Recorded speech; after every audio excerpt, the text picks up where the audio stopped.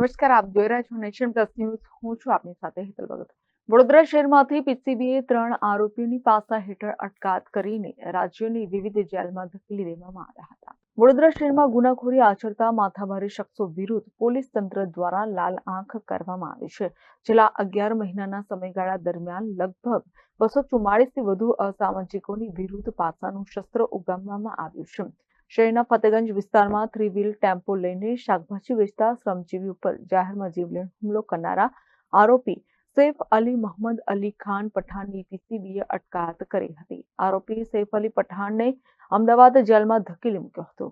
દારૂના જથ્થા સાથે ઝડપાયેલા ભાવેશ રાજપૂત અને રાહુલ ઉર્ફે દડી પાટણવાડિયાની પીસીબીએ પાસા હેઠળ અટકાયત કરી હતી.